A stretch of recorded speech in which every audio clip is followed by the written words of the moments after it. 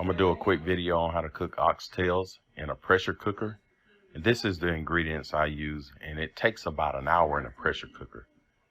As you see my oxtails here, I'm rinsing them off, and this is about $30 worth of oxtails. $30. So you don't do this every week, maybe once a month. Some people just do it once a year. If you look on Amazon, you're gonna pay between $11 and $25 a pound. That's ridiculous.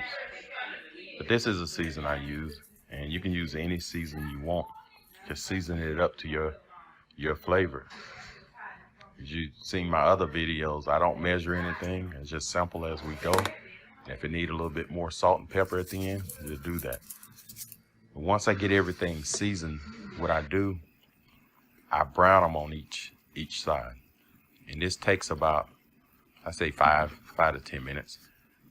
But I use any vegetable oil, any oil you want to use, just to brown them.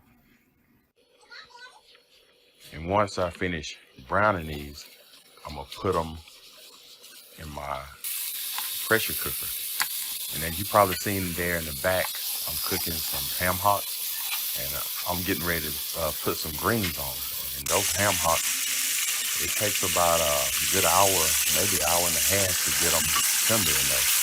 But the reason I'm doing this, I'm gonna take some of the juice from the ham hocks here and put it in my pressure cooker. I'm gonna put about a cup, no more than a cup.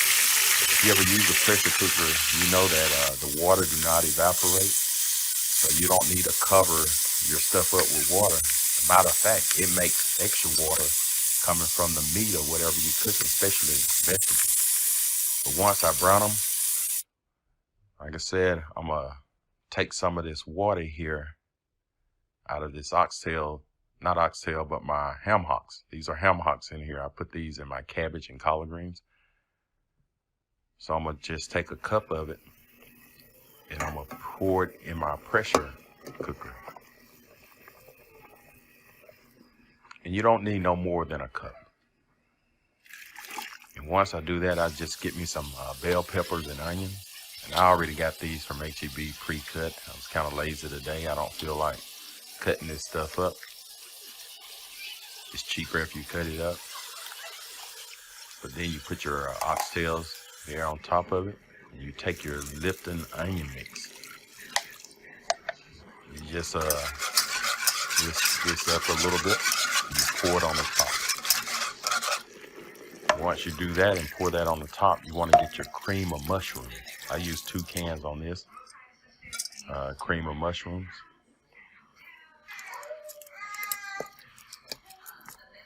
So I'm mixing it up a little bit.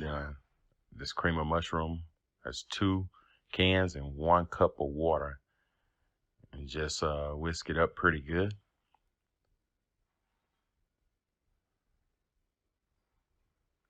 Make sure all the lumps are out. I hate to have gravy with lumps in it. That's the worst thing you can do. It's not right. So make sure you do this right.